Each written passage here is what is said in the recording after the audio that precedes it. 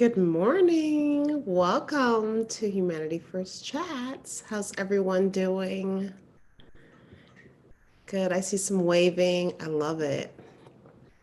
So it is 8 o'clock. We're going to go ahead and get started. This is Humanity First Chats and hosted by the beautiful, wonderful Takima and myself. And this week's topic the revolution will be inclusive, and we are centering the lives of people with disabilities. I'm like on fire. I'm so excited about this chat. I'm always excited.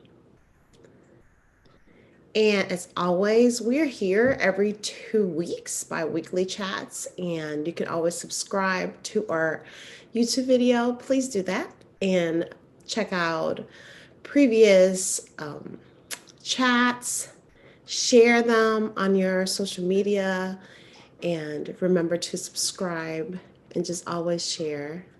We appreciate that. A little bit about us, if you are not familiar, for all the new people. I am Nikolai Pizarro, and this is my host is Takima. And we do many things. We have many roles. This is always a free chat. This is always free labor of love. We welcome donations, but all of the information is there. And more important than that is that you can keep,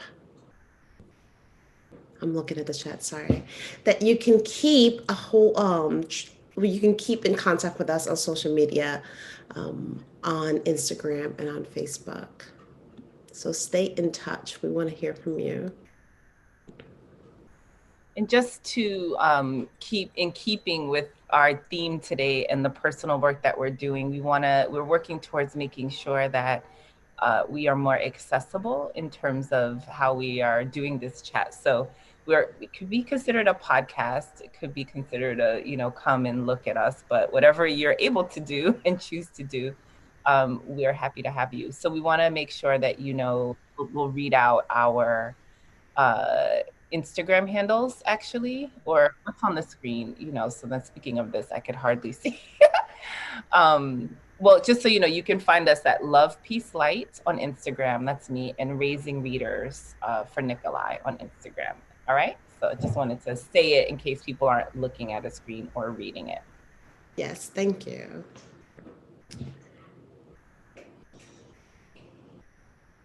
And with that, one of the things that we do here at Humanity First every time that we come together is hold space for the lives that are often marginalized and taken too soon because of state violence or this violence that results in our society as a result of these systems of oppression, of white supremacy and systemic racism and marginalization. And of course, we want to end that, center Black and Brown trans lives and gender non-binary and gender non-conforming lives.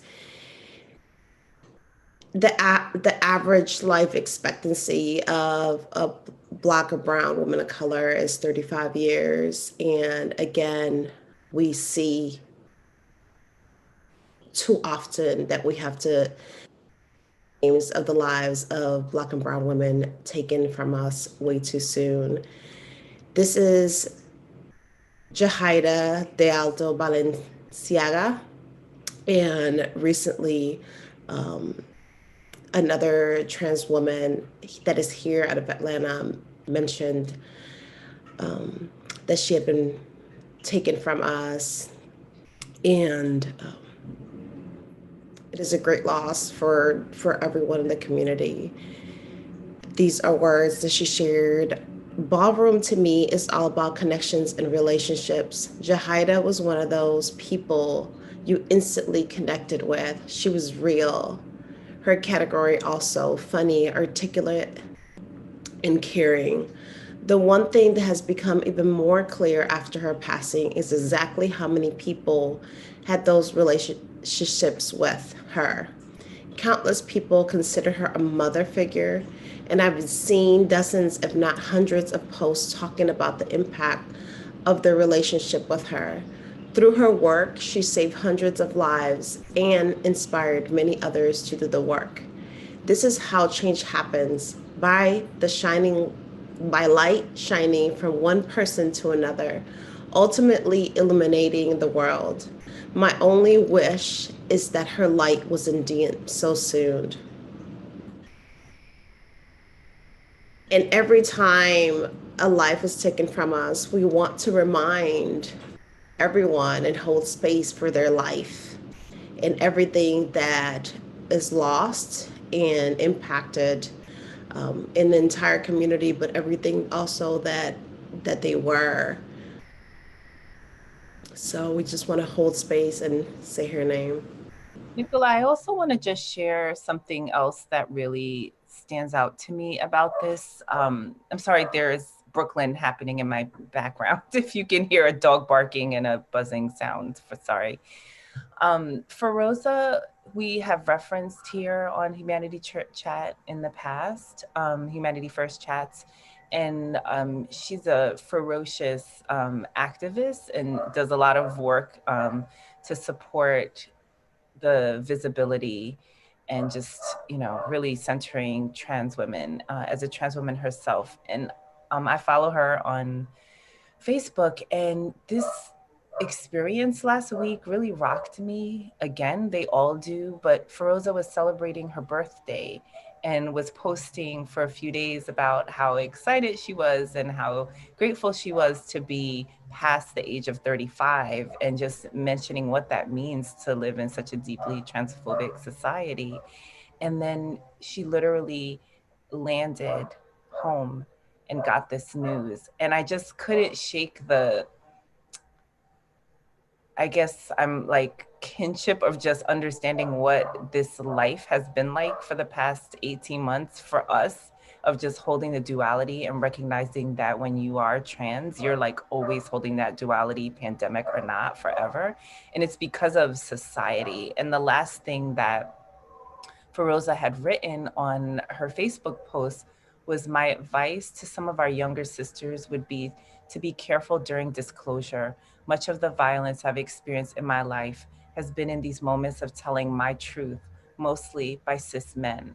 There's nothing I can say here that will protect you from violence, but perhaps if you have the capacity and can, consider getting involved in the work. Women like Jahaira are who helped me come to terms with coming out and being an activist. Through her work, she saved hundreds of lives and inspired many others to do the work. This is how change happens, by the light shining from one person to another, ultimately illuminating the world. My only wish is that her light wasn't dimmed so soon. Just felt like really moved to share those words, to understand what courage it takes for people to be them, their full selves, in a world that, in a society that continuously tries to deny it, and yet people still do this. And so it is not only their responsibility, it is not their responsibility. Folks who are being targeted should do whatever they need to be okay, but it's really our responsibility, those of us who do not hold that identity, and we have privilege of being cisgender in this society. This is why we do this every week. And this is why we are working so hard in our own lives to better understand and to advocate and to center the lives of folks who are experiencing just tremendous pain. And so I just wanted to share that as well, as we just take a moment to remember Jahaira de Alto Valenciaga.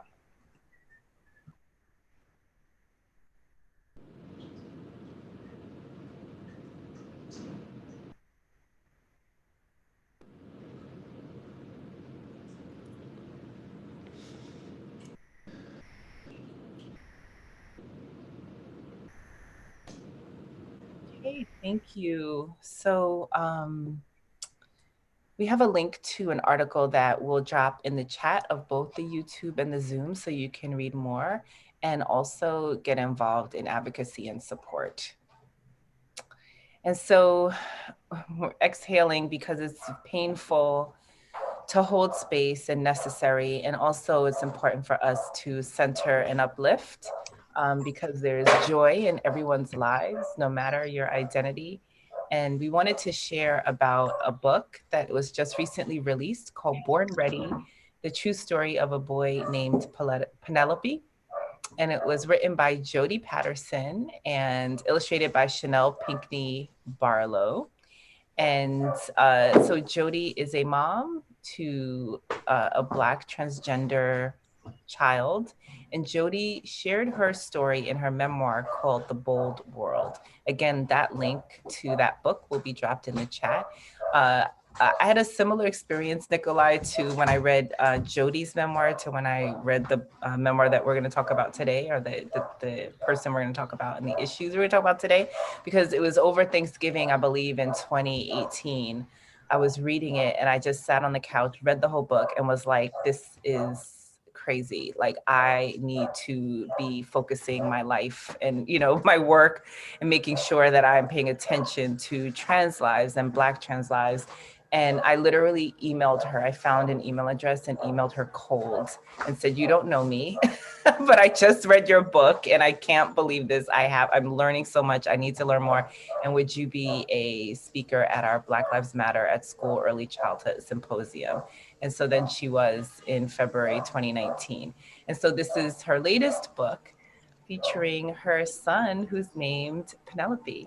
And I haven't read the book yet, but I've heard it's wonderful. Actually, some feedback, if Jodi is watching, which I'll share this recording with her, is that someone read this with their child, and their child said, I want the rest of the story. Like, where's the sequel? Like, what happened when they went to the store? Like, the child was very interested in the character, right? Penelope. And so that is fantastic. So we wanted to share, if you're looking for resources, I do not know of many, if any, children's books that feature Black trans children or trans children at all. So we definitely want to lift this up, and we'll get a copy, and maybe we'll invite Jodi to join us in a future session. I just want to let you know about it.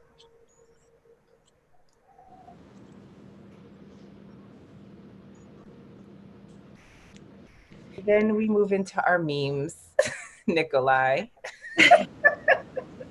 They just don't get old. The gift that keeps on giving. Oh, we need it because the memes get us through the weeks. They're either make us like, oh, this is deep, this is good, or like, I need this to get through all the days. So I'll start on the left. There's a meme. Zoomer got TikTok, millennials got MySpace, Gen X got AOL, boomers got to buy a house and go to college while supporting themselves on a minimum wage job. And yeah, it's so funny because as an adult that has a baby boomer parent, and we're always kind of like, why don't you do this? You're like, life doesn't exist like that anymore. And even having like my son, and we talk about his future, and he'll ask questions. I'm like, the world was different. Like, no one. So different. Wow. Like, we have to start investing now. No, you cannot have that. We need your money to compound so that you can survive. And so that didn't happen before, but that's just life now. It's so welcome to late stage capitalism. It's a totally different ball game. Yeah. So the next one, this is hilarious. I was looking for these in my house during my childhood, and it's a picture of the little house that Tom and Jerry in the wall. And when I saw it, I just cracked up because for sure, I just knew that that's how mice lived. You know, the thing about this meme that's making me mad is like, I'm literally taking a minute because I'm like, yes, so did I. I never thought about it actually, though. Tom and Jerry is my daughter's favorite. And so when she saw it, she was like, wait, that's from Tom and Jerry. And then she was just like, that's where they live. I was like, aha, in 40 years, come and talk to me. That's hilarious. And so the last one, it says, can I apply for a PPP loan and somebody is in my business? And so, of course, in reference to the coronavirus PP loan relief craze and folks all in our business sometimes, that does not qualify you. Make sure that you speak to your accountant if you want financial advice. Disclaimer. LOL. Yes. And then not all mothers had Mm-hmm. births. Like, Vaginal births, but we yep. do wanna, and they all deserve very nice things. But we do want to mention that Mother's Days is in a couple days, and that this is what 10 centimeters dilation looks like. There's a chart in the image shows how much 10 centimeters dilation look like, and it says buy her something nice. Buy her something nice anyway. Exactly. I know. I put this meme, right? It's very much, it was a Takima moment because I was like, not every woman is giving birth vaginally. Like Mother's Day is problematic. Just like I hate holidays that are just co-opted and commercialized. But I was like, I still think it's kind of cute because I did look at it and go, oh yeah, I gave birth vaginally twice. And I remember when I got to 10. So I think I thought it would just be kind of cute, but we know that it's complicated. And so if you're caregiving at all, 365 days a year is a time to be celebrated and take care of yourself. And if you, yeah, just caregiving, right? Well, let me say this real quick. I took a COVID test a little bit ago, and somebody was just like, "Oh man, I heard it's brutal," and it was like,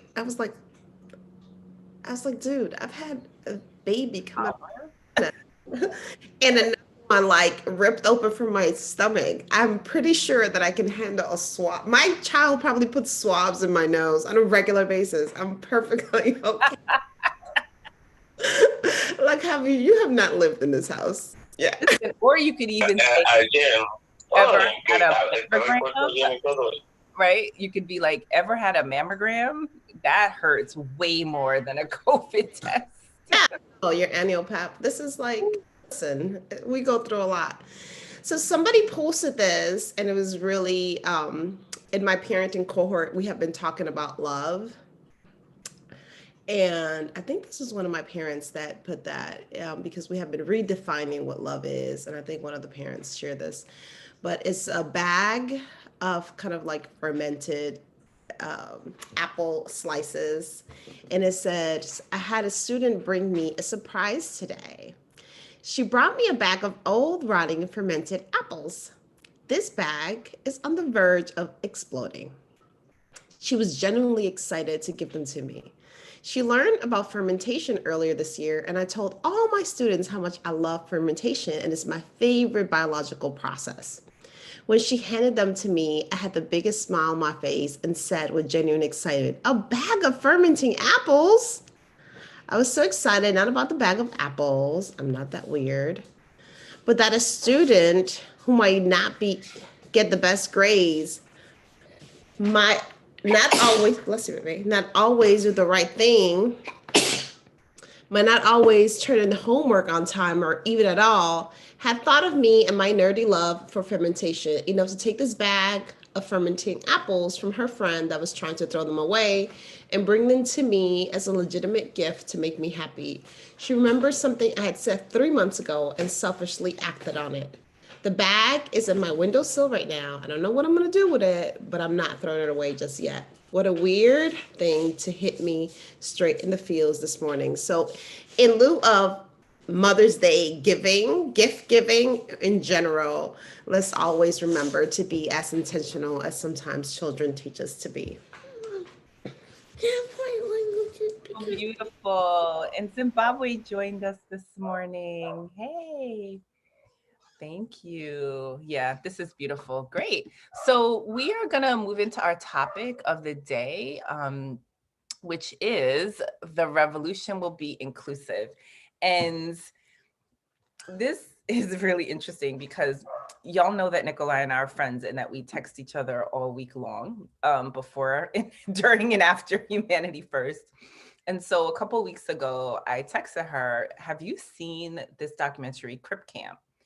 And she was like, "No." I was like, "You need to watch it. It is life altering."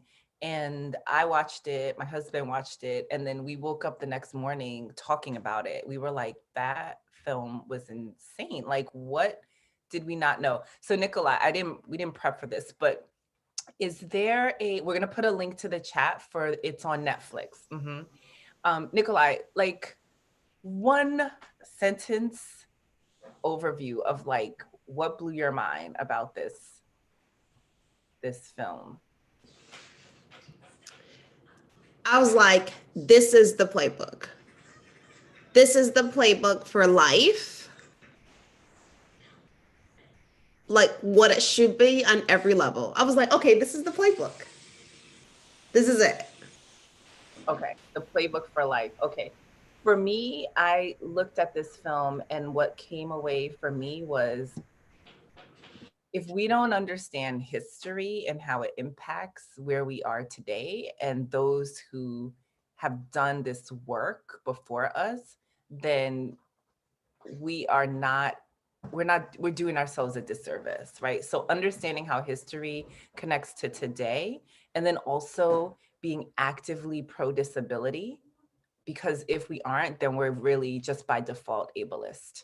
And so those are kind of two major takeaways for me. I had to bound it because I would just go on and on about the film, but put the link in the chat. We'll put it in the YouTube chat. I believe it's Crip Camp film, just cripcamp.com. Go take a look, watch it. It was executive produced by the Obamas also, which was surprising to me. Yeah, so there's that. So let's move on because there was quite a few things we wanted to talk about today related to it. Sorry.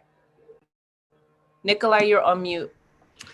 So in addition to that, Judy, who is one of the key people, not Judy, it's Judith, who is one of the key people in the movie, has a memoir, and the memoir is called Being Human, a play on her last name. And this is an exchange that happened during the Clinton administration. And I included it because it is kind of like how we felt when we watched Crip Camp. And it kind of centered how real erasure is. But she writes, when we came back from the Middle East, we organized a screening for the State Department staff of Lives Worth Living, a documentary about the US disability movement. Afterward, a friend who was a director at one of the regional offices for the State Department approached me. Until I saw this film, she said, I didn't understand that there was a civil rights movement for disabled people. It had been 20 years since the ADA had passed and 35 since Section 504 had been signed. This person who worked in human rights every day, this was a person who worked in human rights every day, yet it was the first time she'd heard or really understood about our civil and human rights. And I say that this is how I felt about Crip Camp. I feel like I've been aware of the civil and human rights of people living with disabilities for the majority of my life because my mother lives with a disability, but I was not aware that there was a civil rights movement behind it and the work that built up to it. And that's the part where I was like, this is the playbook for life, because you can be erased, because your work can be erased, because you can be erased if people are not aware. But then how that movement happened and all of the things that are in that film and are highlighted in that film is really how change can happen in everything that we need to be doing and all of the work that we're centering here. But it was just, if this was her experience with a film back in the Clinton administration, but I felt exactly the same. And that's what we really wanted to bring visibility to it, because like, how did we not know? How did we not know that this happened. I can really, really relate to that. And I think that's what was so powerful about this film is that I felt so ignorant watching it, you know? I just was like, this is insane that I don't know this. And then also reading the memoir, because as soon as I realized that she had a memoir, I was like, okay, let me go ahead and read this. And if we go to the next slide, I think this shares some, you know, more information that we didn't know, that literally in order to get the 504 law passed, right, to center, to provide civil rights essentially for people with disabilities, it took so much. And when you talk about playbook, it's like we need to go back and look at what they did and how long it took and the type of advocacy and the type of coalitions that it took and the type of resistance that happened, right? People were literally like resistant to, to passing this law, to allowing people with disabilities to literally have full access. And they still don't, obviously, but something as basic as I can't go to that place because there's no ramp and I can't get my wheelchair up onto the curb. And like people, you know, folks pushing back, we don't want to make buildings accessible. We don't want to, it's too expensive. This whole narrative is so problematic. And I just didn't understand the amount of coordination and collaboration and persistence that it took to be able to have this law passed.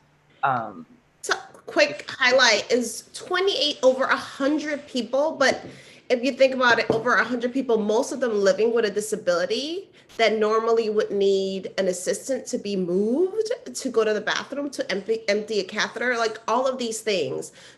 Over 100 demonstrators like locked themselves into a state building for over 28 days. And if you will see from the film, they shut phone communications for them. The FBI shut phone communications for them. There was like no running heat. There was like nothing, like all of these things. And so they had little access to food. They weren't letting people in. Like all of these things that were happening to get them to break that sit-in, which you're like, what? And there were people like literally without power, and they would have to do backup things for their medical equipment, and just the total violence in violation of their humanity. So for over 28 days, and then a lot of things were happening. In addition, yeah. So in order for that to happen, the Black Panthers had to come in and feed them, and there's also assistance from the LGBT community, and they're really intersectionalism all over for in order for this to happen. And one of the things that was so powerful is that within the community of people living with disabilities, there's great diversity within it, and so there's people who can't speak, who have a problem with speaking because they're deaf, or because of something else, or because they need to take longer to speak. And there's people like all of there's people who are blind. They made sure that every single person. So if you can imagine how long their meetings would go through at the end of the day. Sometimes it would be done at 3 o'clock in the morning, but the leaders made sure that every single protester that wanted to speak had the ability to speak and had the assistance that they needed to speak. And that is how they moved this thing. So the level of collaboration and centering and listening and having relationships, all of those things, just seeing the possibility, and not even seeing the possibility, seeing that that's what it requires for us to really enact change, was so moving. Okay, let's go, because we're going to be here forever. I know. I just, you know, Nikolai, as you were talking about the protests, and that really struck me of how people, you know, they were like, folks had to sleep on the floor when their, you know, bodies are used to being in a specific kind of space, and just the physical discomfort and the fear that must have happened. Like they didn't know what was going to happen. They didn't know how it was going to end, but they still did it. And they shouldn't have been there alone, right? And they weren't. But I'm like, where are the able-bodied, right? The people without disabilities? Like like we should have been in front in that protest, right? So it goes back to what we were talking about earlier, is like folks that experience the marginalization and exclusion are the ones that are taking the most risks by, pushing. And so this is what I think allyship and being accomplices and stepping up and using the privileges that we have in our particular identities, this is really a call to that. And I do want to also say that we are going to, you can go to the next slide, Joe. We're going to talk about this topic in our next section because we could do it for the next year. It's not enough time. So we also need to kind of just modulate ourselves because we have a lot that we want to do. But I will just say that Judy Heumann, one thing that just really struck me, I was actually almost like, I was shocked and a little bit surprised, maybe a little bit ashamed that I didn't know this because I'm an educator and I'm like really intensely like an educator and steeped in New York City education. But I didn't understand that at 22, Judy sued the Board of Education, then known as Board of Ed, it's DOE now, sued them because they denied her a license after a medical exam, which was required at the time, denied her a license to teach second graders. And she was 22 years old, and they denied it because they said she couldn't walk and she was a fire hazard. She was a fire hazard is what the language was. So she sued and she won. And I'm like, why did I never learn this in my education classes in New York City? I never learned it as a student in New York City public. Like the erasure and the invisibility is insane. And what was I doing at 22? I thought I was cool and grown and doing things. And this woman is sitting in front of people that are continually trying to deny her humanity. And she said, I was so scared and I did it anyway. Right. And so I just really want to lift that up. Like when I say we need to know what people have done, also knowing that the judge who sat on her case was the first Black woman appointed to federal judgeship. So, there's there's a lot for us to be thinking about. And so just from Judy's memoir, she wrote, in a meeting about education for children with disabilities, someone said to me, let's just deal with education of non-disabled children first, and then we can worry about the kids with disabilities. So she says, the underlying assumption is that people with disabilities have less potential to learn, less ability to contribute, are less capable, that we are less equal. Do we really believe this? So Nicola, I think, is reminding us that disability is a natural aspect of the human condition, and we should accept it, plan for it, and build our society around it. And really, that's the shift that has to happen. Yeah, I think, and and we definitely are continuing in this chat, and we have a guest, so we want them to speak. But one of the reasons that I feel, yes, so passionate about this topic, because I have a personal connection because of my mother, but also I saw my mother go from not having any disabilities to having one very young. And to me, the idea of a disability is just that it can happen to anyone at any time. And so it can happen at birth or along the way. And if nothing else, it will happen to all of us as we get older. And so it is definitely something that we should plan for. And this idea of people with disabilities at any age being less valuable and contributory feels so violent to me, because I know that it is not real. It is a absolute false narrative. And so this is not, when we say centering our humanity, it really centers our humanity. And it is for all of us to do this work. And if we're, always leading with Black lives and leading with brown lives, it's just the same reason why we center trans lives. It can't be Black lives like us. It can't be brown lives like us. Really, it is the range of Blackness, right? The range of us, the range of our humanity that we center with. And so that's our position. Absolutely. And so we're so excited to be able to welcome one of our very own Humanity First Chat community members who's been with us from the beginning, has been with Nikolai for many years. And another, if I'm reading correctly, another social media connection. Y'all met over social media. Okay, so it's not all bad. There's a lot of great things that have come from it. And so we want to welcome Keisha, and we first want to make sure that we are pronouncing your name correctly. So Joe, can you take the slides down and then spotlight Nikolai, Keisha, and I? And we want to make sure that we're pronouncing your name correctly, that we can see you. So Joe's going to spotlight us, but Keisha, you can come off and of mute, getting there. Hi, good morning, everyone. Yes, it's Keisha. Thank you for having me. Nice to see someone. I washed my face early this morning for this chat. Thank you. I'm wearing my shirt today that says "Be Human," and I think, can you see it?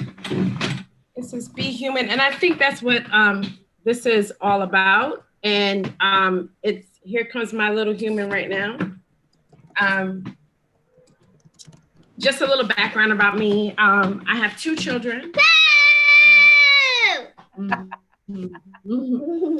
So this is Judah. She's 5. Say good morning. Good morning. Hi, she's 5. Good morning. She is. Judah does use a wheelchair.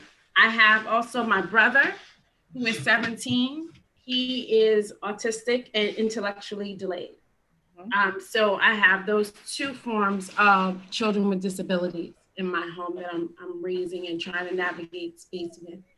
And while I think it's difficult to talk about how you navigate space and being intersectional and being inclusive in an hour, I just want to kind of highlight some things that I was thinking about once Nikolai asked me to speak.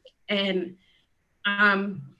it is difficult to think about inclusively in a succinct manner and to discuss what the world looks like when it is inclusive, especially because this world has a lust for marginalization and its salaciousness of wokeness without anything behind it. Inclusivity is more than ramps. It's more than theaters with dim lights and reduced sound. It's more than zippers with adult sneakers, although I love those. Those are very helpful to me. Inclusivity is really about being human, about wholeness, about my wholeness and my humanity and my children's humanity looks different. And that difference is okay. And what are we doing in our own homes that really is talking about inclusivity? It's more than coming to a rally when your friends call you. It's how are you raising those humans in your home? Are you throwing away those dolls that are broken because they're broken? Are you having a conversation that this doll still has meaning? This doll with no leg because it got lost or was thrown in a washer is still important and it's still beautiful. Are we still playing house with that doll? Are we just tossing away and throwing things away because they're no longer usable? Because that conversation says to your child that the child in the park in the wheelchair or the child who's using the special swing still needs to be played with. And because we're not having those conversations, 3-year-olds are coming up to children in the park and they aren't being inclusive. They're talking at them and not with them. Inclusivity, when you're an adult, is that you have the right to get married without a reduction in your services and your Social Security, that your parents can die and you can marry someone else without feeling like you cannot marry them because you'll have a loss of your independence because the Social Security benefit you've been getting for years is no longer available to you. It doesn't put you in poverty. Inclusivity. Mom, I don't want cereal. You don't want cereal? Can you hold on and I'll find out what you want? 2 minutes. Thank you. Appreciate it. Inclusivity means that When I come into the home of my sister or family member with my children, it doesn't mean that we get to get criticized because our parenting looks different. Does it get criticized because I have to put her in a space differently than you had to put your 5-year-old in a space? What does inclusivity look like in your home, in your family? Are you truly inclusive of that family member who has a child with ASD? Or are you sympathetic, which is different than empathetic? It's not the same. What does your inclusivity look like? Is inclusivity meaning that when you agree to babysit your cousin's children, are you taking in the child that has ASD? Are you saying, nope, that one's too much? You're not making room. Or are you saying, how do I show up for you? Clearly my child loves attention. What does inclusivity look like? I think we need to have real conversations in our home about inclusivity, and that cannot be performative. It has to be real, and it has to start with your play, your dolls. It has to start with your love. And everyone knows someone who has a disability. And disability, I use that term because this special needs is the term we use colloquially, but the legal term is disabled. And you cannot get the benefits, the resources, the money, the protections under 504, the protections under ADA without saying disability. There's no special need law. We're all special. Everybody's special. It is everybody. So that's what I wanted to say. I really want to, I did finally watch the movie Nikolai. I know I was very resistant to it. I think that there was a lot left out. There was a lot more connection between the Black Civil Rights Movement and the disability movement. And Black civil rights really propelled disability rights, and disability rights really left out Black disabled people hugely. The Geraldo Rivera piece on Willowbrook was a huge issue in New York. And that was a real catalyst to changing the DOE and the Department of Health in the state of New York. That expose, and what they didn't talk about was when they closed Willowbrook, some of those people were adults and they had no place to go. And they became homeless. They really just closed Willowbrook and they gave no services. I'm sorry. Oh no, we got you. Take a moment. Take a moment. I did not I don't understand. I know, and you never will have to, really, but you'll know. So they closed Willowbrook, and especially those people who had, whose parents and families had deceased, whose sisters and brothers didn't know they existed because their parents put them away as soon as they were born, had no place to go. Were homeless, and people were getting calls from the state saying, you have this family member, can you take them because we're closing the hospital? Those conversations were left out. And I tell parents this all the time, if you have a child who is IDD or ADD or both like I do, you cannot depend on your family. You really have to make a real life plan. Anything can happen. Anything can happen to the person that you trust. To take care of them. So in some, inclusivity is basically more than ramps, and it's more than dim lights in a movie theater. And I really want people to think about what inclusivity means in their own home without having a disabled person there. If we begin there, if we begin in that space where we don't throw away dolls, where we talk about autism, where we talk about transgender, if we're reading about, if our children see us reading those books as they do with us, then we can have those conversations. And it begins there. So it doesn't begin in the park when you see a little girl who is not walking. Thank you. Oh my goodness, Keisha. Oh, this is so powerful. I thank you so much for sharing. Just thank you. Um,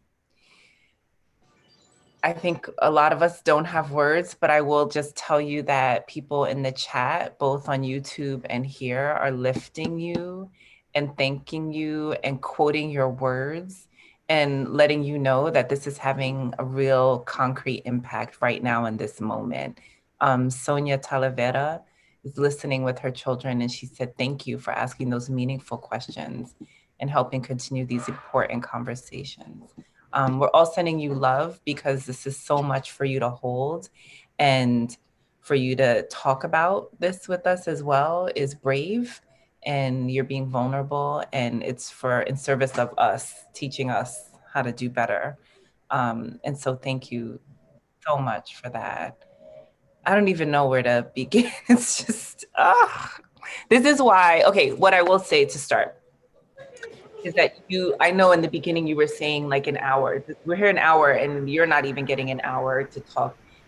The urgency, let it go, because this is the work for our lifetimes. This is not just the work when we have a particular session that focuses on disability. This is something that we need to focus on every day for the rest of our lives. And so don't feel the pressure that you didn't get to say this or we're not going to get to talk about it. And I'm telling that to us as well, because we will continue and we are committed to being on this learning journey and to lifting everything that we need to around disability. This is it. This is community. This is the work. Yeah.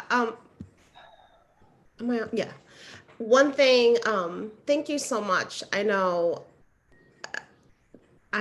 when I asked, you were like, but I know you, and I know your children, and I know that you have things to say, and I know that, um, thank you so much for that service, like Takima said, and absolutely, um, this is not just work for us to just highlight, and we will be here again like the next chat and then on an ongoing basis, and we actually do want to also talk about um, black um, black people living with disabilities, because we do have to talk about intersectionality in all spaces, and it's important that we do. But thank you so much for those questions and for centering the humanity. This is not inclusivity. For me, is spiritual work. Ultimately, what is necessary is a radicalization of our home culture and a radicalization of our minds and our spirits. And when you do that, that is not about like, how can I accommodate this person, but is how is this experience that I have and that we all have as humans, um, lifted? How is the collective, right, brought to wholeness when all of us are brought to wholeness and are existing in one, not just making accommodations? I think a lot of the times people are like, okay, let's accommodate, let's do these two things, let's do these other things. It's not about accommodating. It's about really understanding that the collective is lifted once we are operating in wholeness. And wholeness, it is a spiritual thing, right? And so so thank you so much for bringing those questions, because truly is not about ramps, truly is not about lamps, truly is not about these things. Now these things need to be done and need to be in place, but not because we're making accommodation for one or two types of disability, but because we understand that the wholeness, right, of the collective and of our own lives, whether or not we live with disabilities or not. This is a human experience that we must all be in at all times. And we need to really radicalize our home culture. We need to radicalize our spirits and our minds and renew our spirits and our minds. That is the true accommodation. And you know I love you so much and your children. And I did not mean to imply like Kirk Campus, everything. I definitely, but to me, front and center. And you know, like when I'm building my school, I'm like, okay, this I'm here, so here for it. I was so. I will say that is Nikolai speaking truth, because since I met her, she has, just my kiddos. She has included us and everything. So she made a phonics book, and she made one of the children in a wheelchair. She is including us in her thoughts as she built her permaculture space at her own home.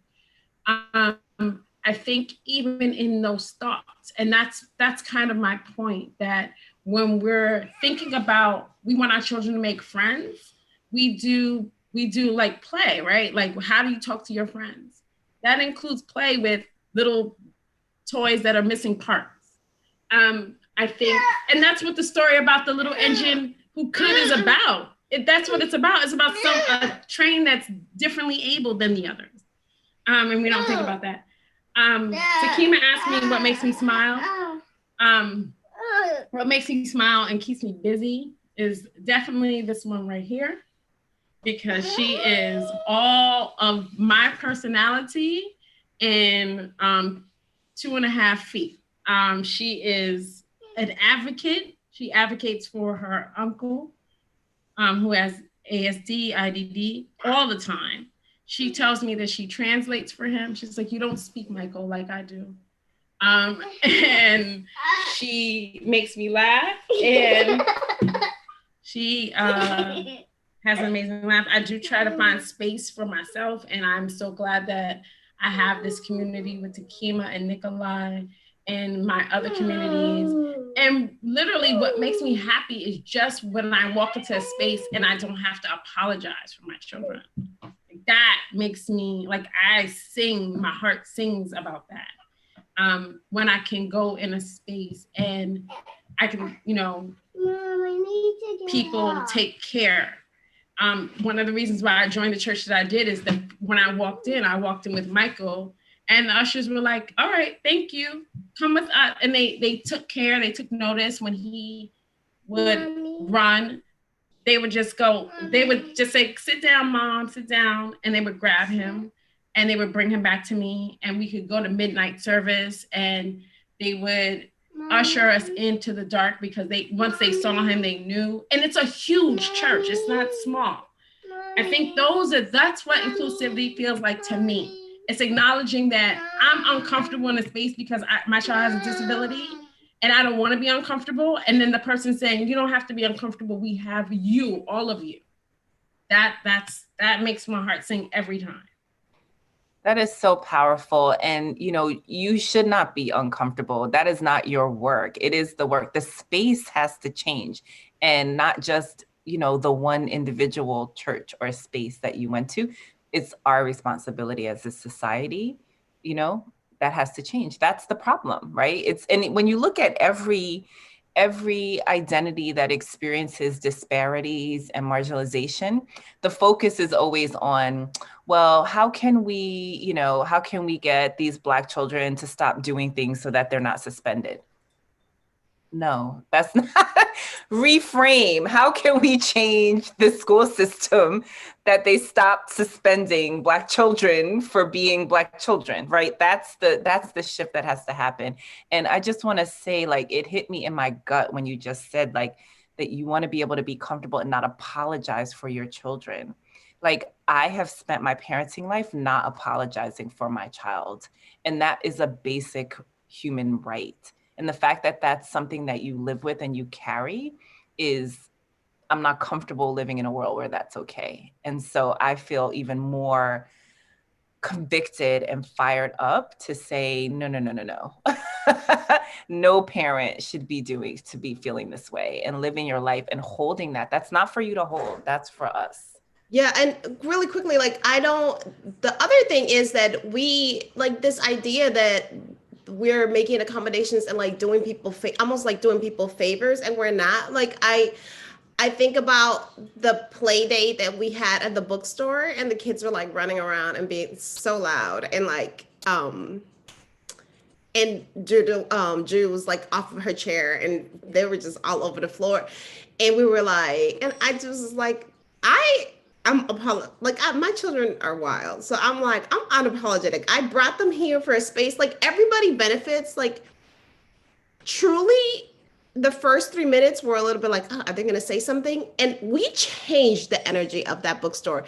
They probably increased their book sales because we just added a lot of joy. So sometimes when people feel like they're accommodating, when we feel like we're accommodating people, no, we're bringing in joy. We're bringing in another human experience that centers ours. This is an interconnected experience. So no one is doing favors to anybody because they're accommodating other people. They're being like, when other people enter your space as a human, they're contributing and adding to yours. So this is not like an accommodation that we make, like when we this constant allowance that other people are in our space should be entered with devotion and with gratitude.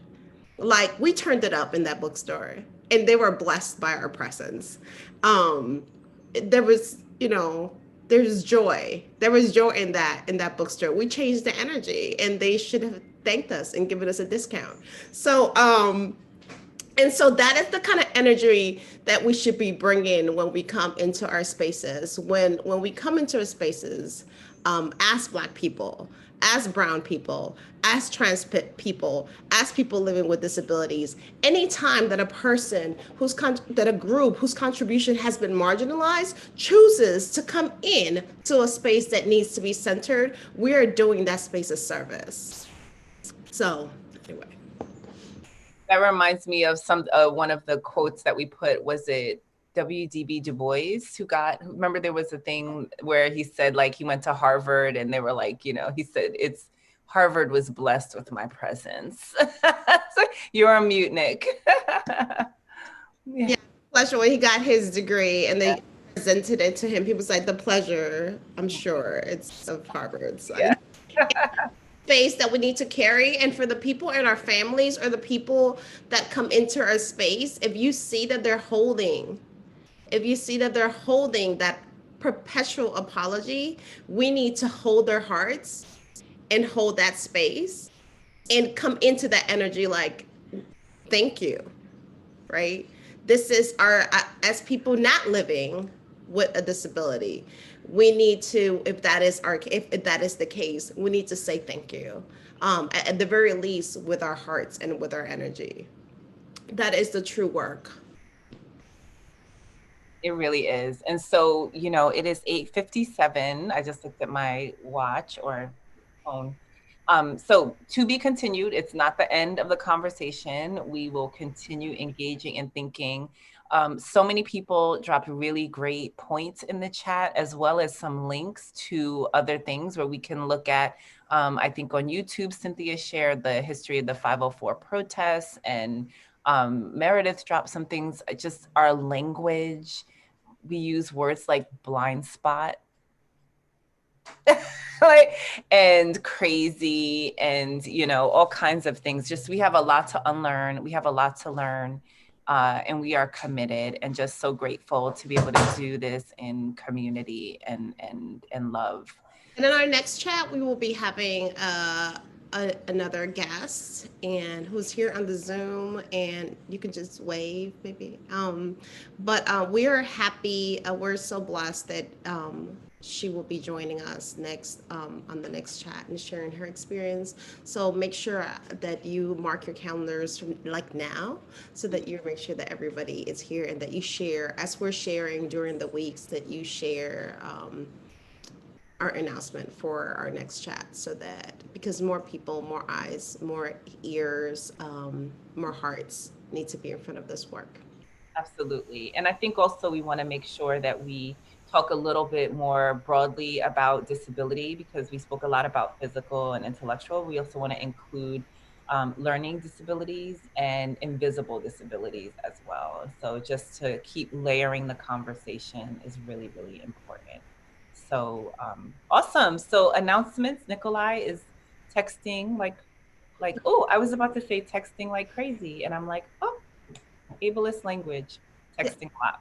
Yeah, 404-737-1065. If anybody is on that, in participates, it can write something in the chat. But it's just one daily text that I sent out to center the parenting experience, which is not a schooling experience. We're not here to like constantly just check on what our children's assignments and milestones are. We're here to render humans.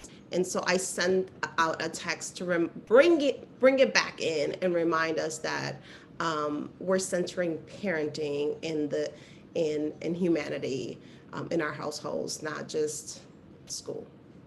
So yeah, and then just like literacy unschooling for schooling tips, I just share that daily, and it's free, so definitely opt in. And this, I'll just share last week, well, this week, I don't know. I don't even know what week it is. What day is it? We didn't say what day it is today. But I think last Friday, I interviewed with ABC News Prime and did a 40-minute interview talking about the work that I do around anti-racism and culturally responsive practices with educators. And my 40-minute interview was distilled into probably 11 seconds total of just little sound bites with not much of the detail and substance that I shared. So at any rate, you can take a look at this, and I will say that watch it with an eye, watch it with your children, and talk about journalism and how journalism chooses to create a narrative by the images that they show, the voiceover, the things they choose to highlight and not to highlight. Just have a nice critical conversation about that.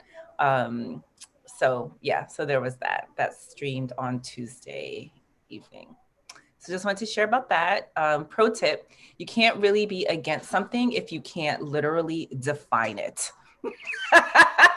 So that's just, just because you have an opinion does not mean that it's actually valid or that we should pay attention to it. And that's my biggest takeaway from this whole conversation. So you also can't argue, you can't like be against facts. So there you go. I mean, you can, but how much energy do we give to people who are against facts? Yeah.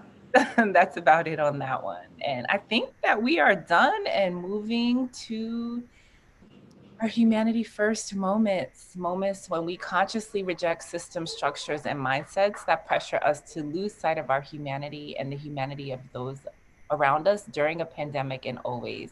And this is a concept that I thought of when we started Humanity First. And I was like, what is humanity first? It feels so overwhelming to keep thinking about centering our humanity. There's so much to do. It's so hard. And then I was like, what if we just take it one moment at a time? And literally, this is something that I've been putting into practice since March 2020, and it has really been transforming my life. So I encourage you to just think about the small moments really do add up. And when we do it all in community is when we really can start to see change. So this beautiful photo. Yes, thank you, Meredith and Keisha, for sharing this beautiful moment where your daughters were playing fencing. So Again. yes. Again.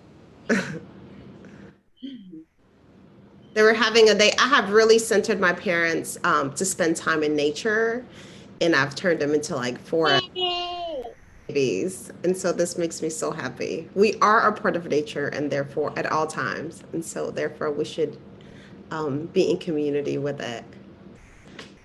And that's it, guys. Yeah. Everyone, we will as always, you can stay in touch with us. And we just love it if you share our YouTube channel and our information and donations. We have a Facebook page too, which doesn't have the chats on it, but we do tend to tag it in posts and things. tag it for us, it would be great so we can remember to do our job, which Joe reminds us every week that we're not. Thank you, Joe, for keeping us on it. And that's it. We appreciate you so much. And thank you to our guests and to Juju. See you on May 21st, where we're really excited to welcome Cynthia and lots more conversations. It's Cynthia, right? Who'll be joining us in 2 weeks. Mm-hmm. And this beautiful image was shared to us by also our Facebook community. And so we are in gratitude for you guys tagging us and sharing your images so that we can be in community even through this virtual space. Thank you, everyone. Thank you, everyone. Have a wonderful weekend and next 2 weeks. We'll see you in 2 weeks. Yes. Bye-bye. Thank you. Thank you, everyone. Bye. Bye, beautiful.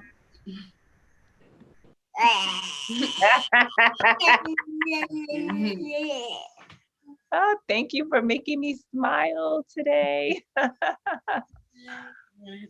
Thank you, Mr. Kima. Oh, Bye. thank you, Judah. Bye-bye.